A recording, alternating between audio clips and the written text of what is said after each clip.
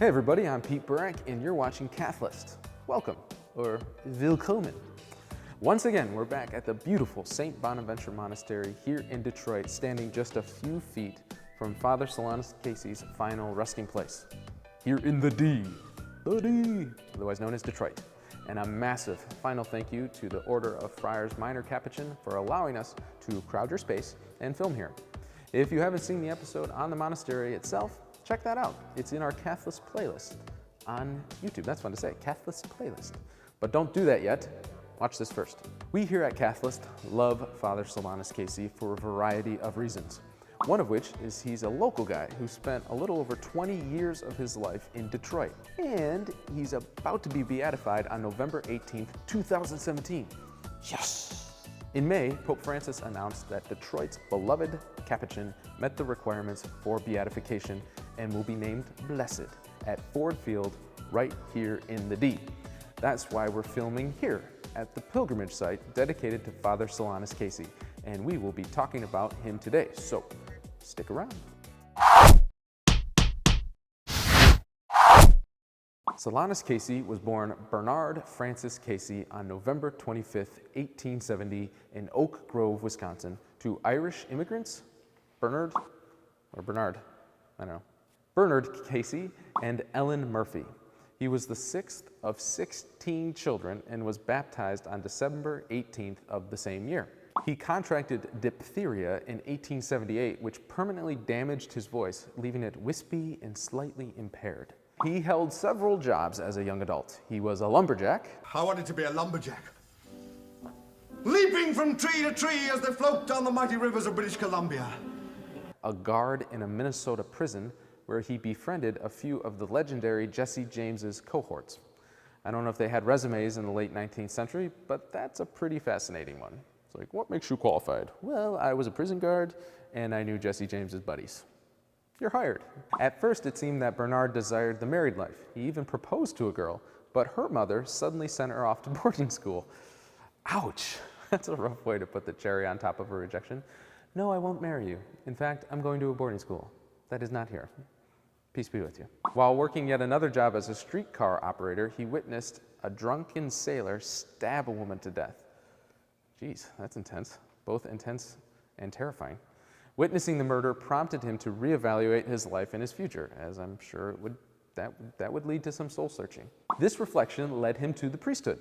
Because of his limited formal education, he enrolled at St. Francis High School Seminary in Milwaukee in January of 1891, hoping to become a diocesan priest. Classes at St. Francis were taught in either German or Latin, and since Bernard didn't know either of those languages, he was told to consider joining a religious order if he wanted to become a priest. There, he could be ordained a simplex priest, a priest who could preside at Mass, but would not be permitted to preach publicly or hear confessions. On December 7th, 1896, Bernard was reflecting in front of the statue of the Blessed Virgin Mary when he distinctly heard her voice tell him to go to Detroit. Imagine the joy of hearing Our Lady's voice telling you that she has a vocation, and you will find it. Wait for it, in Detroit. I'm sure he was just giddy. It's like it couldn't have been Bermuda or California or New York City. It's like, no, go to Detroit. Okay, mother. He obeyed Mary, and in 1897, Bernard's application to the Order of Friars Minor Capuchins in Detroit was accepted.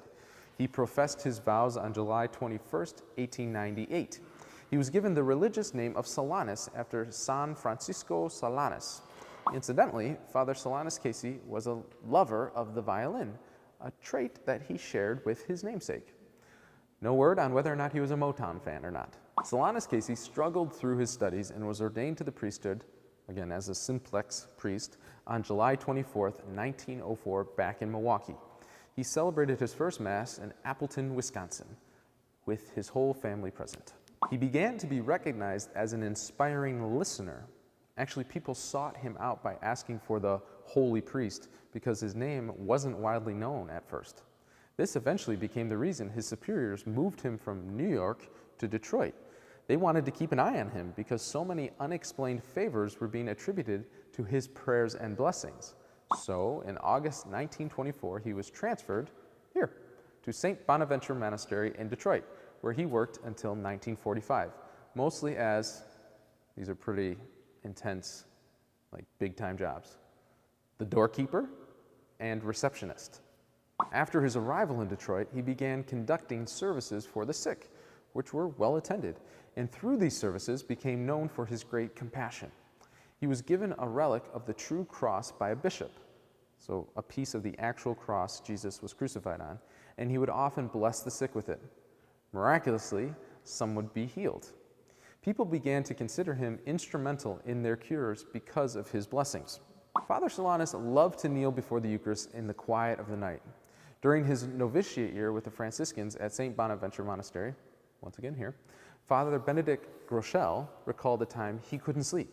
Around 3 a.m., Father Benedict took a walk to the chapel, where he clicked on the lights to see Father Casey kneeling at the foot of the altar. Casey didn't move for several moments, so Groeschel simply clicked off the lights and left him to his prayer. Maybe he was asleep. I'm sure he was praying. As I mentioned previously, Father Solanus loved the violin. He loved to play for his fellow friars during the recreation time, often accompanied by an Irish song. But he had a terrible singing voice, probably because of his diphtheria-induced speech impediment. He was also quite active, joining the younger religious in tennis, volleyball, and a new fad called jogging. Or is it yogging? Is it a soft J? In 1957, some of the friars noticed that Father Solanus was moving more slowly and was scratching his legs, only to discover that his skin was raw and infected.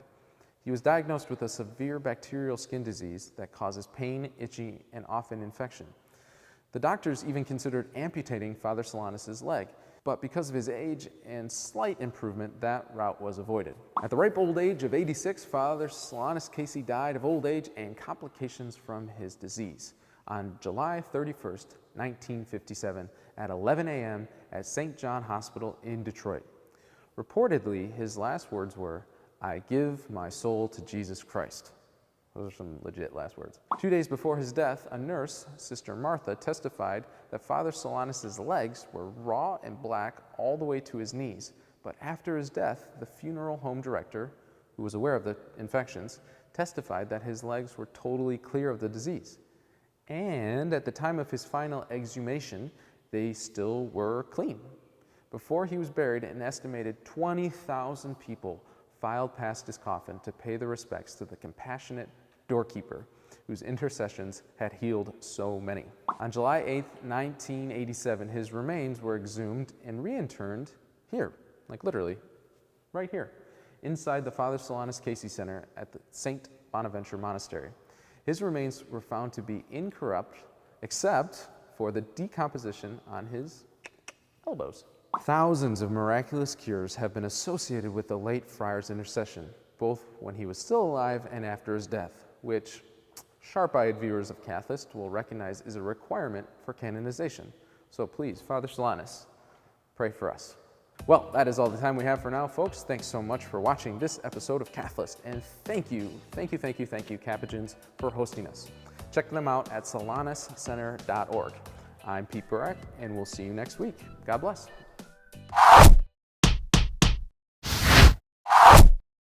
Hey there, everybody. I'm Pete Burak. Hey there, everybody. I sounded totally weird on that one. Hey. To the Order of Friars Minor Capuchin for allowing us to crowd their space and film here. God bless you, Scott. God bless you. Thank you.